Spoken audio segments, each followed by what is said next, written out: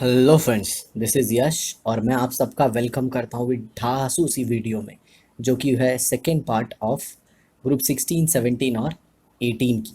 ठीक है, जैसे कि आप सब जानते हैं, ये काफ़ी हाईली डिमांडेड चैप्टर है जिसे मैंने स्टार्ट किया। बच्चों ने बोला था कि सर इसे पहले स्टार्ट कीजिए, तो हमारा ऑलरेडी इसके ऊपर पार्ट 1 हो चुका है। आई होप आप सब ने वो वीडियो ज़रूर देख ली होगी। और अब हम स्टार्ट करते हैं पार्ट 2 को। तो आप अपनी नोट्स निकाल लीजिए, पेन के साथ रेडी हो जाइए, और अगर आप पहली बार ये वीडियो देख रहे हैं तो चैनल को सब्सक्राइब कर दीजिए and don't forget to press the bell icon so that मैं जब भी कोई भी वीडियो अपलोड करूं आपको नोटिफिकेशन तुरंत मिल जाए। ठीक है, चलिए देखते हैं। तो लास्ट टाइम हमने जनरल इलेक्ट्रॉनिक कॉन्फ़िगरेशन और कुछ एलिमेंट्स कौन कौन से हैं उनके बारे में पढ़ा था। अब आज हम पढ़ने वाले हैं atomic and physical properties of group 16, 17 and 18 element. तो देखिए, सबसे पहले atomic properties of group 16, 17 and 18 element. तो सबसे पहले हम देखेंगे atomic and ionic radii. In group 16, 17 and 18 atomic and ionic radii increases down the group. और ये तो मैं आपको बता रहा हूँ, ये सब में ही ऐसा होता है। आप जैसे जैसे नीचे जाएंगे सबका एटॉमिक रेडियाई बढ़ते जाता है। क्यों? क्योंकि इलेक्ट्रॉन नेक्स्ट शेल में जाता है। तो अगर इसे आप डायग्रामेटिकली समझें तो पहले साइज छोटी, फिर उससे बड़ी, फिर और बड़ी, और फिर और बड़ी, और ऐसे। क्यों? क्योंकि इलेक्ट्रॉन एंटर होता है नेक्स्ट शेल में। और ये हम सब जानते हैं कि जैसे जैसे न्यूक्लियस से हम दूर जाते हैं, जो शेल है वो ऐड होते जाती है और दो शेल के बीच का गैप भी बढ़ते जाता है, लेकिन एनर्जी गैप कम होते जाता है। ये सब कुछ स्ट्रक्चर ऑफ एटम में हमने पढ़ा था। ठीक है। As a result of increase in number of quantum shell, जो आपने ऊपर इलेक्ट्रॉनिक कॉन्फ़िगरेशन में देखा ही था। ये देखिए यहाँ पे कैसे क्वांटम नंबर बढ़ रहा है। ये देखिए यहाँ पे 2, फिर ये 3, फिर ये 4, ये 5 और ये 6। ठीक है। अब आगे देखिए, across the period atomic or ionic radii decreases with increase in atomic number, consequent to increase in Z effective nuclear charge. Group 17 elements have the smallest atomic radii in their respective period. तो left to right क्या होती है? ये तो top to bottom मैंने आपको बताया, भले मैंने लेफ्ट टू राइट लिखा है, बट आप लेफ़्ट टू राइट जाएंगे तो साइज़ क्या होते जाता है? जी हाँ, छोटा होते जाता है। ये ऐसा क्यों होता है? क्योंकि जैसे जैसे हम लेफ़्ट टू राइट जाते हैं जेड इफेक्टिव बढ़ते जाता है। What is effective nuclear charge? Z effective क्या है? तो शॉर्ट में बता देता हूँ, ये बाहर के इलेक्ट्रॉन है और ये अंदर के इलेक्ट्रॉन है। ठीक है, चलिए एक फ्रेश पेज ले लेते हैं, उसी पेज से एक्सप्लेन करते हैं। तो मान लीजिए ये न्यूक्लियस है। ठीक है, और ये पहला शेल, ये दूसरा शेल, ये तीसरा, और ये चौथा, और ये उसमें इलेक्ट्रॉन है। ठीक है, और ये यहाँ पे भी इलेक्ट्रॉन है। अब ये न्यूक्लियस क्या चाहता है? इस इलेक्ट्रॉन को अपनी तरफ खींचना। बट ये अंदर वाले इलेक्ट्रॉन क्या करते हैं? जी हाँ, ये अंदर वाले इलेक्ट्रॉन जो है वो बाहर वाले इलेक्ट्रॉन को रिपेल करते हैं। ठीक है, ये अंदर वाले इलेक्ट्रॉन बाहर वाले इलेक्ट्रॉन को क्या करते हैं? रिपेल करते हैं। मतलब ये न्यूक्लियस के नज़दीक नहीं आते। तो न्यूक्लियस जितनी ताकत से ये बाहर वाले इलेक्ट्रॉन को खींच सकता था, उतना ताकत से खींच नहीं पाता। मतलब उसकी पूरी ताकत ये बाहर वाले इलेक्ट्रॉन पे नहीं लग पाती, क्योंकि अंदर वाले इलेक्ट्रॉन उसे उसकी तरफ खींचने से रोकता है। ठीक है, तो ये जो इलेक्ट्रॉन रोकने का काम कर रहा है, इसे हम कहते हैं शील्डिंग इफेक्ट। जी हाँ, इसे हम क्या कहते हैं? Shielding effect.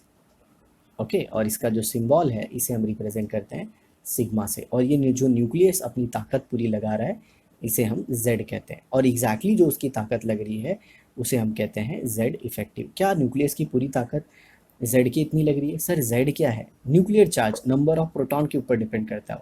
Z क्या है? न्यूक्लियर चार्ज, न्यूक्लियस की इलेक्ट्रॉन खींचने की क्षमता। तो क्या अपनी पूरी क्षमता से वो इस इलेक्ट्रॉन को खींच पा रहा है? जी नहीं, कुछ कम हो रहा है। कितना कम हो रहा है? जो ये शील्डिंग ऑफर कर रहा है। तो इन शॉर्ट Z इफेक्टिव होता है, Z effective is equal to Z minus sigma. ठीक है, मैं आपको स्टार्टिंग में ही बता दे रहा हूँ ताकि आगे इसका बहुत यूज़ है। तो what is Z effective? Effective nuclear charge is equal to nuclear charge minus shielding effect. I hope आपको ये समझ में आ गया। अब आगे देखिए।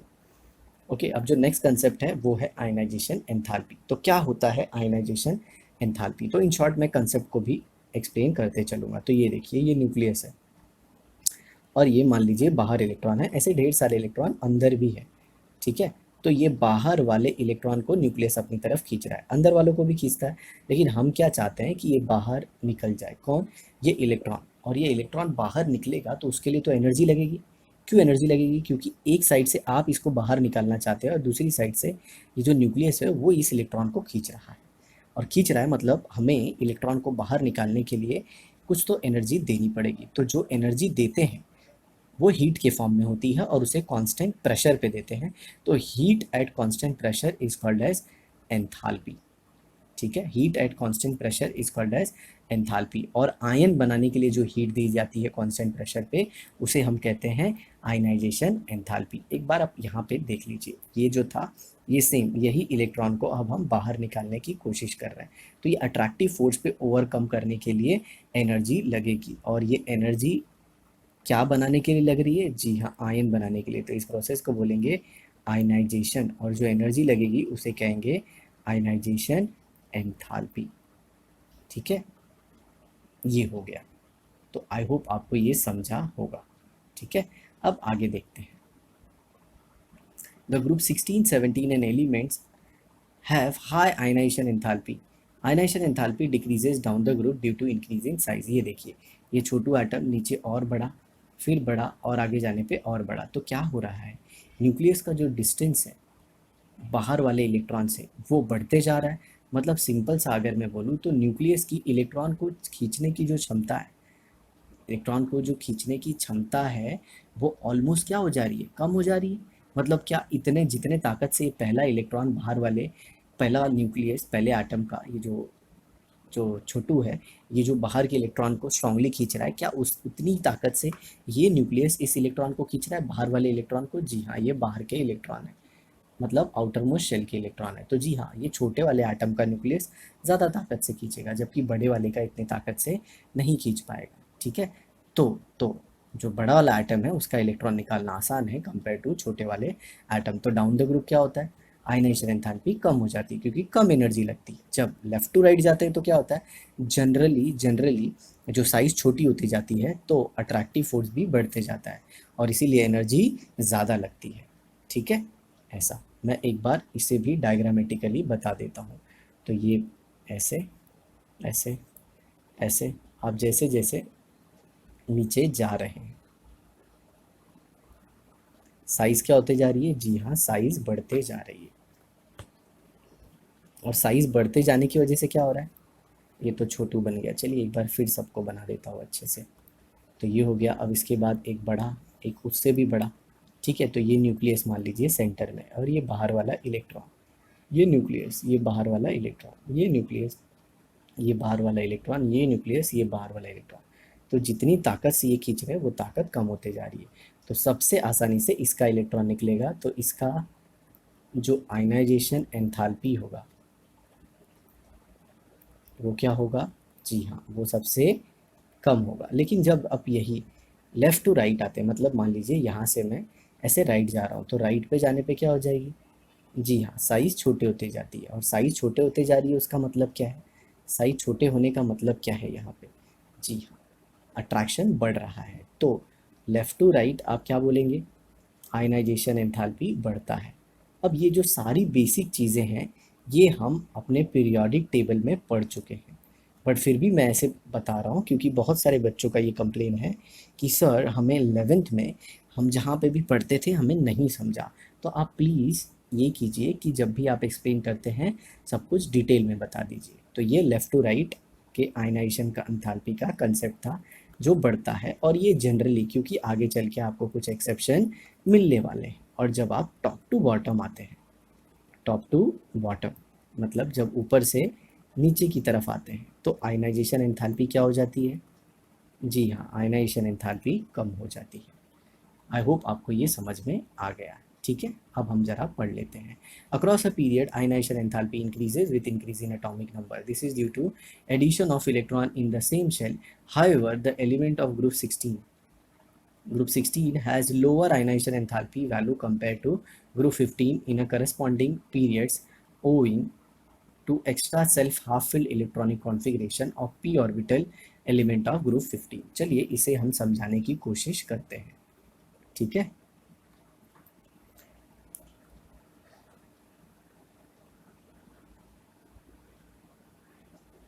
अब देखिए, अब ग्रुप 15 के एलिमेंट का मैं इलेक्ट्रॉनिक कॉन्फ़िगरेशन लिखता हूँ। ग्रुप 15 जिनका इलेक्ट्रॉनिक कॉन्फ़िगरेशन NS2 NP3 है, मतलब P में कितने इलेक्ट्रॉन हैं? जी हाँ, P में टोटल अगर आप देखें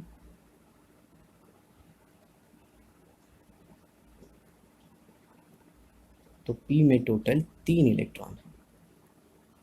ये देखिए, P में कितने इलेक्ट्रॉन है? 3, और 3 इलेक्ट्रॉन है। हम सब जानते हैं P सब ऑर्बिट की कैपेसिटी 6 इलेक्ट्रॉन है, और 3 इलेक्ट्रॉन है मतलब ये हाफ फील्ड है। जी हाँ, ये क्या है? हाफ फील्ड, और हाफ फील्ड मतलब हाईली स्टेबल, हाईली स्टेबल। और ये क्यों स्टेबल है? जी हाँ, हमने पढ़ा था कि जो ऑर्बिटल हाफ फिल्ड होती है, या फिर कंप्लीटली फिल्ड होती हैं, या फिर कंप्लीटली वेकेंट होती है, वो सारी स्टेबल होती हैं due to symmetry and exchange energy. इस पे हमारी वीडियो ऑलरेडी पड़ी है, चैप्टर कॉल्ड है स्ट्रक्चर ऑफ एटम, तो उसमें जाके आप देख सकते हैं। ठीक है, तो ये बहुत ज़्यादा स्टेबल है। अब जरा देखिए ग्रुप 16 का, तो उसका इलेक्ट्रॉनिक कॉन्फ़िगरेशन होता है NS2 NP4, मतलब अगर उसके आप पी के इलेक्ट्रॉन चेक करें, किसके? पी के, तो उसके पी में कितना इलेक्ट्रॉन आएगा? जी हाँ, उसके पी में इलेक्ट्रॉन आएगा 4। ये 1, ये 2, ये 3 और ये 4। हालांकि चौथा इलेक्ट्रॉन तो मैं तीनों में से किसी भी एक में रख सकता हूँ, क्योंकि तीनों की एनर्जी ऑलमोस्ट सेम है। तो क्या ये हाफ फील्ड है? जी देख के बताइए, क्या ये हाफ फील्ड है? क्या ये कंप्लीटली फील्ड है?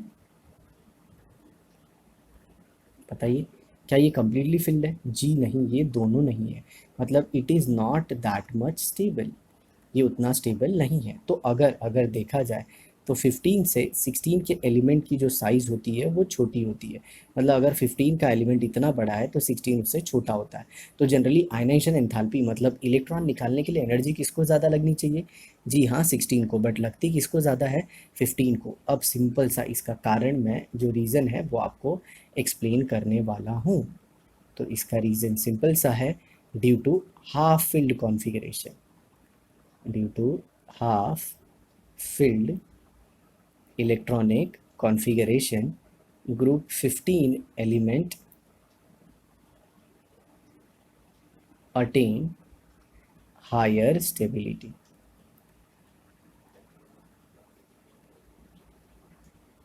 उनकी स्टेबिलिटी काफ़ी ज़्यादा हो जाती है इसकी वजह से। ठीक है, इसकी वजह से ग्रुप 16 राइट में होने के बावजूद भी उसकी आयनाइजेशन एंथैल्पी ग्रुप 15 से कम होती है। अब आगे देखते हैं। अब ये टेबल दिया, टेबल में सबसे इंपॉर्टेंट चीज़ क्या है? देखिए मैं आपको बताता हूँ। एटॉमिक रेडियस, फिर उसके बाद आयनाइजेशन एंथैल्पी, फिर उसके बाद इलेक्ट्रोनेगेटिविटी, इलेक्ट्रॉन गेन एंथैल्पी। ठीक है, इलेक्ट्रॉन गेन एंथैल्पी तो मैं मानता हूँ एज सच इतना इंपॉर्टेंट नहीं है बोर्ड पॉइंट ऑफ व्यू से, बट येस एंट्रेंस में ये बहुत इंपॉर्टेंट है। तो पहले आप एक काम कीजिए, आप हमारी 11th स्टैंडर्ड की पीरियोडिक टेबल की वीडियो ज़रूर देख लीजिए। ओके, पीरियोडिक टेबल की, तो उससे आपके ये सारे कंसेप्ट क्लियर हो जाएंगे इलेक्ट्रॉन गेन एंथैल्पी के। ठीक है, तो मैं इसे एक्सप्लेन करता हूँ। ये देखिए, और ये सारे जो है इलेक्ट्रॉन गेन एंथैल्पी की, ये जो है ये एनामेलिस बिहेवियर है। ओके, इसमें एनामेलिस, एनामेलिस मतलब फैमिली मेम्बर से अलग, एनामेलिस बिहेवियर है। ये सारे मैंने ये जो है ना, ये 11th स्टैंडर्ड में ऑलरेडी एक्सप्लेन कर चुके हैं। ठीक है, तो आप वो पीरियोडिक टेबल की वीडियो में देख सकते हैं। बाकी देखिए ट्रेंड एटॉमिक रेडियस का, तो देखिए एटॉमिक रेडियस बढ़ते ही जा रही है। देखिए वैल्यू बढ़ते ही जा रहा है, लेकिन सबसे ज़्यादा जो गैप है वो फर्स्ट और सेकेंड पीरियड में आ रहा है। इसके पीछे रीज़न क्या है? तो देखिए यहाँ पे जो हमने जनरल ट्रेंड देखा, ऑक्सीजन से ज़्यादा सल्फ़र, सल्फ़र से ज़्यादा सिलीनियम, सिलीनियम से ज़्यादा टेल्यूरियम, और सबसे ज़्यादा आ गया पोलोनियम। ठीक है, अब यहाँ पे जो साइज़ है उसमें काफ़ी ज़्यादा डिफरेंस आता है। क्यों? क्योंकि अगर इलेक्ट्रॉनिक कॉन्फ़िगरेशन देखें तो ऑक्सीजन का आता है 1s2, 2s2, और फिर आता है 2p4। और वही वही अगर आप सल्फ़र का देखें तो उसका एटॉमिक नंबर 16 है, तो वो क्या हो जाएगा? 1s2, 2s2, 2p6, 3s2, और ये यहाँ पे आ जाएगा 3p4। मतलब देखिए ये p के जो इलेक्ट्रॉन है उसको कितनी अच्छी शील्डिंग मिल रही है। एस के इलेक्ट्रॉन, पी के इलेक्ट्रॉन, एस के इलेक्ट्रॉन शील्ड कर रहे हैं। मतलब जो सल्फ़र का न्यूक्लियस है वो इलेक्ट्रॉन को खींच नहीं पा रहा, क्योंकि क्योंकि अगर मैं इसे डायग्रामेटिकली अगर आपको दिखाना चाहूँ तो वो कुछ ऐसा होगा। मान लीजिए सल्फर है, ये पहला शेल, दूसरा शेल, तीसरा शेल और ये चौथा शेल, लेकिन सल्फर हम सब जानते हैं थर्ड पीरियड का है तो हम 3 ही शेल रखेंगे। तो ये देखिए, जो एलिमेंट जिस पीरियड में होता है उसमें उतने शेल होते हैं, ये देखिए। ठीक है, हालांकि सल्फर के आउटर मोस्ट शेल में 4 इलेक्ट्रॉन होते हैं, बट मैंने 2 ही दिखाया है। तो होता क्या है, ये जो अंदर वाली शेल है ये 3s है, 3s है। जी हाँ, इसके अंदर जो होगी, ये अंदर अंदर की शील्डिंग बहुत अच्छी हो रही है, न्यूक्लियस से खींचना चाहता है, बट अंदर कौन है उसके, जी हाँ 3s2 है, 3s2 है। और क्या है, 2p6, और उसके अंदर क्या है 2s2। तो इन सब की शील्डिंग काफ़ी अच्छी है, मतलब ये इलेक्ट्रॉन इसको काफ़ी अच्छे से शील्ड करेंगे, काफ़ी अच्छे से। तो ये जो न्यूक्लियस है वो इस इलेक्ट्रॉन को इतने अच्छे से खींच नहीं पाएगा, और इसी वजह से जो साइज़ होता है डिफरेंस, वो ऑक्सीजन और सल्फ़र के बीच में काफ़ी ज़्यादा होता है।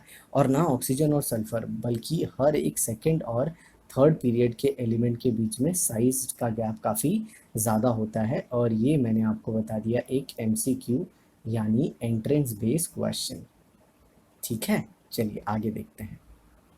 अब आगे देखिए, आयनाइजेशन एंथैल्पी देखिए कैसे कम होते जा रहा है, क्यों साइज बढ़ते जा रही है, इसका रीज़न मैं ऑलरेडी डिस्कस कर चुका हूँ। इलेक्ट्रोनेगेटिविटी भी कम होते जा रही है।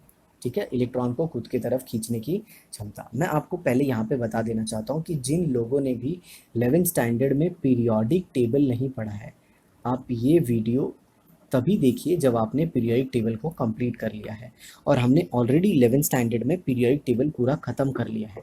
तो मेरी आपसे एक रिक्वेस्ट है कि आप पीरियोडिक टेबल को जाके पहले पढ़ लीजिए, फिर इसे पढ़िए, तो आपको हर एक चीज़ बाकायदा अच्छे से समझ में आएगी, क्योंकि ये कंप्लीट कंप्लीट रिपीटेशन है 11th स्टैंडर्ड पीरियोडिक टेबल का।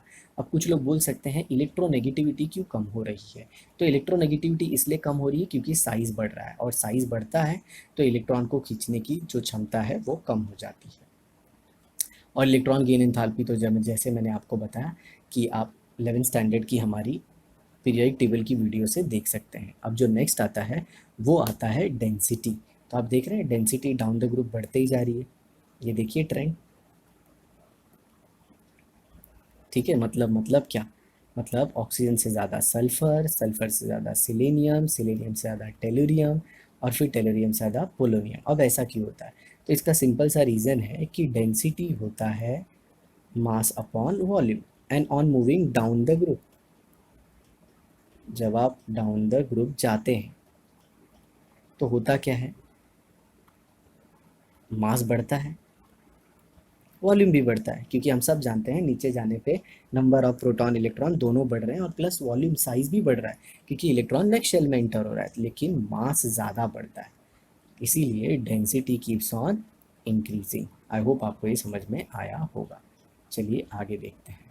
ठीक है, अब आ जाते हैं मेल्टिंग पॉइंट पे। तो ये देखिए, मेल्टिंग पॉइंट भी आप देख रहे हैं बढ़ते जा रहा है, लेकिन जो जो पोलोनियम है उसका मेल्टिंग पॉइंट कम है, और सेम इधर बॉइलिंग पॉइंट का भी आप ट्रेंड देख सकते हैं, बढ़ते जा रहा है, बट जो पोलोनियम है उसमें बॉइलिंग पॉइंट कम है। तो इसके पीछे रीज़न है लैंथेनॉइक कॉन्ट्रैक्शन, या फिर poor shielding of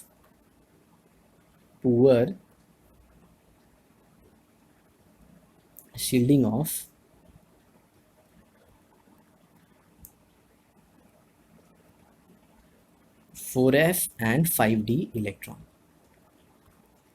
okay, poor shielding of 4f and 5d electron. 4f के जगह पे जनरली ये कौन सा पीरियड है, 7 पीरियड, तो यहाँ पे आप 5f भी लिख सकते हैं, 5f एंड 6d।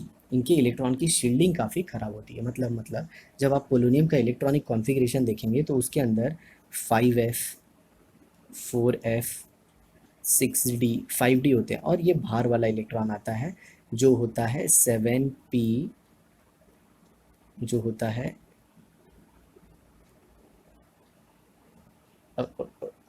यहाँ पे एक मिस्टेक हो गई, 4f5d ही होगा, क्योंकि ये जो एलिमेंट है ये 6th पीरियड का है। ठीक है, तो 4f एंड 5d होगा। तो जब आप इलेक्ट्रॉनिक कॉन्फ़िगरेशन लिखेंगे तो 4f आएगा, और यहाँ पे 5d आएगा, और बाहर क्या आ जाएगा, जी हाँ बाहर आ जाएगा 6s2 एंड 6p4। तो इनकी शील्डिंग जो होती है बहुत ख़राब होती है, तो न्यूक्लियस काफ़ी स्ट्रांगली खींचता है इलेक्ट्रॉन, किसके? 6p के। और 6p का अगर आप देखें तो 6s2 एंड 6p4, तो p में कितने अनपेड इलेक्ट्रॉन हैं? 1 2 3 4, ये दो ही बॉन्डिंग में पार्टिसिपेट कर पाते हैं, जबकि बाकी सब में कितने इलेक्ट्रॉन पार्टिसिपेट करते हैं? जी हाँ, 4। इसीलिए पोलोनियम के केस में जो बॉन्डिंग है वो वीक रह जाती है, बॉन्डिंग रिमेन्स वीक। या फिर आप एक दूसरा पहलू भी कह सकते हैं कि जो पोलोनियम है उसका लैटिस वीक रह जाता है, उसका लैटिस स्ट्रक्चर। जी सर, लैटिस स्ट्रक्चर क्या होता है? तो प्यारे बच्चों, हमने ऑलरेडी सॉलिड स्टेट की अपनी वीडियो ख़त्म कर चुकी है, तो उसमें हमने सब कुछ बताया है। Lattice structure is basically packing, ठीक है। या फिर आप कह सकते हैं कि पोलोनियम के केस में intermolecular force of attraction weak होता है, क्योंकि मेल्टिंग पॉइंट मैं बता चुका हूँ 11th स्टैंडर्ड में भी 3 फैक्टर पे डिपेंड करता है। Inter particle attraction, then comes lattice, inter particle attraction बोल दीजिए या फिर फोर्स ऑफ अट्रैक्शन बोल दीजिए, फिर लैटिस, और जो तीसरा फैक्टर आता है वो आता है बॉन्डिंग, बट जनरली मैं उसे लैटिस में ही कवर कर लेता हूँ, ठीक है। तो ये सारे रीज़न थे। आगे देखिए, इसमें इलेक्ट्रॉन गेन एंथैल्पी का जो वैल्यू है वो बहुत ही इंपॉर्टेंट है, आप इसे ज़रूर याद रखिएगा। ये इलेक्ट्रॉन गेन एंथैल्पी में जो आप नेगेटिव वैल्यू देख रहे हैं ये रिप्रेजेंट कर रहा है कि इलेक्ट्रॉन लेने के बाद इन्होंने कितना एनर्जी दिया, इलेक्ट्रॉन लेने के बाद इन्होंने कितना एनर्जी दिया। ये बहुत बार IIT JEE और नीट में पूछा जा चुका है, तो याद रखना सबसे ज़्यादा एनर्जी कौन देता है? सल्फर, फिर सिलीनियम, फिर टेलीरियम और फिर पोलोनियम। तो सबसे ज़्यादा इलेक्ट्रॉन गेन एंथैल्पी किसकी है? जी नेगेटिव साइन को आप भूल जाइए, तो ऑर्डर इसका क्या होगा? जी हाँ, सल्फर, सिलीनियम, टेलीरियम, पोलोनियम और लास्ट में आता है ऑक्सीजन, ठीक है। अब ऐसा क्यों होता है ये ऑलरेडी 11th की वीडियो में मैंने एक्सप्लेन किया है, ठीक है। 11th स्टैंडर्ड की जो पीरियोडिक टेबल की वीडियो है उसमें एक्सप्लेन किया है, वरना आप ग्रुप 13, 14 एंड 15 में ढूंढेंगे तो उसमें तो आपको मिलने वाला नहीं है, और बाकायदा काफ़ी डिटेल में एक्सप्लेन किया है। अब आगे देखते हैं। अब ये देखिए, atomic and physical property of group 17, same वही चीज़ें वापस रिपीट होंगी, ठीक है। ये देखिए, एटॉमिक रेडियस कैसे बढ़ते जा रहा है, और गैप देखिए फर्स्ट एंड सेकेंड में वापस बहुत ज़्यादा, और फिर देखिए आयनाइजेशन एंथैल्पी ये भी कम होते जा रहा है क्योंकि डाउन द ग्रुप साइज बढ़ते जा रही है। और ये देखिए इलेक्ट्रॉन गेन एंथैल्पी, यहाँ पे भी आप देख रहे हैं क्लोरीन ज़्यादा हो गया। इलेक्ट्रॉन गेन एंथैल्पी बहुत इंपॉर्टेंट है और बहुत बार पूछा गया, ये तो इलेक्ट्रोनेगेटिविटी है। फ्लोरीन पूरे पीरियोडिक टेबल में सबसे ज़्यादा इलेक्ट्रोनेगेटिव, ठीक है। और एस्टेटाइन की हम बात नहीं करते क्योंकि वो रेडियो एक्टिव है। तो ये देखिए 3.2 किसका है? क्लोरीन का, जो कि ऑलमोस्ट नाइट्रोजन जैसा है। Then bromine and then iodine. तो इसमें अगर आपको कभी एग्जाम में इलेक्ट्रॉन गेन एंथैल्पी का ऑर्डर पूछ लिया जाए तो आप क्या लिखेंगे? जी हाँ, क्लोरीन, फिर क्या लिखेंगे? फ्लोरीन, और फिर क्या लिखेंगे? ब्रोमीन, और फिर लास्ट में आयोडीन। तो इलेक्ट्रॉन लेने के बाद सबसे ज़्यादा एनर्जी कौन देता है? जी हाँ, क्लोरीन एटम। अब डेंसिटी वो same reason, down the group mass and volume दोनों बढ़ता है, बट मास ज़्यादा बढ़ता है किसके कंपेयर में? वॉल्यूम के कंपेयर में, क्योंकि डेंसिटी होता है mass upon volume and mass increases more compare to volume. और ये देखिए melting point, boiling point. Sir लेकिन इसमें वो ट्रेंड क्यों नहीं दिया? तो देखिए जनरल इलेक्ट्रॉनिक कॉन्फ़िगरेशन इसमें क्या है? NS2 NP5। चलिए इसे भी एक फ्रेश पेज पे ही एक्सप्लेन करते हैं। अब इनमें इनका जनरल इलेक्ट्रॉनिक कॉन्फ़िगरेशन जो है वो है NS2 NP5। तो अगर आप देखें तो इनके P में अब सफिशिएंट नंबर ऑफ इलेक्ट्रॉन आ चुके हैं, मतलब P में अब इसके कितने इलेक्ट्रॉन हैं? 1 2 3 4 और ये 5, मतलब अब ये इलेक्ट्रॉन अच्छी खासी शील्डिंग कर ले रहे हैं। अब अच्छी खासी शील्डिंग कर रहे हैं, मतलब ये जो न्यूक्लियस जो ये बाहर वाले इलेक्ट्रॉन को अपनी तरफ खींचता था, ये जो बाहर वाले इलेक्ट्रॉन को अपनी तरफ खींचता था, जिसकी वजह से NS के इलेक्ट्रॉन बॉन्डिंग में पार्टिसिपेट नहीं कर पाते थे, बॉन्डिंग में पार्टिसिपेट नहीं कर पाते थे, जिसे हम लैंथेनाइट कॉन्ट्रैक्शन या फिर इनर्ट पेयर इफेक्ट कहते हैं। इनर्ट पेयर इफेक्ट, ये सारी चीज़ें हम 11th स्टैंडर्ड में पढ़ चुके हैं। अब कुछ बच्चों का ये क्वेश्चन होगा कि सर हमने 11th तो पढ़ा ही नहीं। तो जी अभी भी मौका है, आप वीडियो देख लीजिए, बहाने मारने से नहीं चलेगा, आपको पढ़ना तो पड़ेगा ही, ठीक है। बिना डंबल्स उठाए आप बिल्डर नहीं बन सकते। समझे? ये बात को आप याद रखिएगा। ठीक है, अब आगे देखते हैं। अब ये आता है atomic and physical property of group 18 element. तो ग्रुप इन 18 एलिमेंट में देखिए, ये देखिए बढ़ते जा रही है रेडियस। अब डिफरेंस देखिए यहाँ पे डिफरेंस देखिए कितने का आ गया, 40 पिकोमीटर का। लेकिन वो यहीं पे अगर आप डिफरेंस देखें between between between fifth and six period, तो सिर्फ 20 पिकोमीटर का फ़र्क आया। इसका मतलब क्यों, ऐसा क्यों हुआ? तो आप सबको पता है जेनॉन फैमिली में 4f और 5d आ जाते हैं और उनकी शील्डिंग काफ़ी ख़राब होती है, तो न्यूक्लियस का अट्रैक्शन बाहर वाले इलेक्ट्रॉन पे बढ़ जाता है और जिसकी वजह से साइज छोटी हो जाती है। ठीक है, आगे देखिए। आयनाइजेशन एंथैल्पी हीलियम का 2372 किलो जूल पर मोल। और मैं आपको बताना चाहूँगा पूरे पीरियोडिक टेबल में सबसे ज़्यादा आयनाइजेशन एंथैल्पी हीलियम की है। तो आपसे आज का क्वेश्चन है कि पूरे पीरियोडिक टेबल में सबसे लोवेस्ट आयनाइजेशन एंथैल्पी किसकी है? ओके, और मुझे जानना है कि कौन वो बच्चा है जो सिंसियरली वीडियो को देख रहा है और पढ़ाई कर रहा है। तो आपका आज का क्वेश्चन है कि पूरे पीरियोडिक टेबल में सबसे लो आयनाइजेशन एंथैल्पी किसकी है? जी, मैं पूरे पीरियोडिक टेबल की बात कर रहा हूँ। ठीक है, तो उसका आंसर दीजिए। अब हम ये देखते हैं, तो डाउन द ग्रुप वापस आयनाइजेशन एंथैल्पी कम होते जा रही है। रीज़न क्या है? साइज बढ़ रहा है, और साइज बढ़ रहा है तो इलेक्ट्रॉन निकालना आसान है ऑलमोस्ट। ठीक है, अब देखिए यहाँ पे इलेक्ट्रॉन गेन एंथैल्पी, ये देखिए काफ़ी रैंडम सा ऑर्डर है। इलेक्ट्रॉन गेन एंथैल्पी, और इनकी इलेक्ट्रॉन गेन एंथैल्पी पॉजिटिव है, मतलब ये जल्दी इलेक्ट्रॉन लेते नहीं है। बाकी सब में क्या था? इलेक्ट्रॉन गेन एंथैल्पी नेगेटिव था। क्यों नेगेटिव था? वो इलेक्ट्रॉन एक्सेप्ट करने के बाद एनर्जी रिलीज करते हैं, लेकिन ये इलेक्ट्रॉन एक्सेप्ट करने के बाद एनर्जी रिलीज नहीं करते। इलेक्ट्रॉन एक्सेप्ट करने के बाद एनर्जी रिलीज़ नहीं करते, जबकि इन्हें इलेक्ट्रॉन इनके आउटर मोस्ट शेल में हमें डालना पड़ता है और इसीलिए बाहर से एनर्जी देना पड़ता है। तो इलेक्ट्रॉन गेन एंथैल्पी वाला जो प्रोसेस है वो इनर्ट गैस के केस में एंडोथर्मिक होता है। क्या होता है? एंडोथर्मिक। और रीज़न क्यों है? क्योंकि वो स्टेबल है। और वो स्टेबल क्यों है? क्योंकि उसका ऑक्टेट कंप्लीट है और किसी किसी का डुप्लेट, जैसे हीलियम।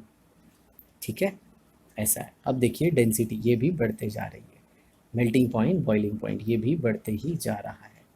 ये देखिए, इसमें कोई भी आपको एनामोलिस ऐसा कुछ बिहेवियर नहीं मिलेगा।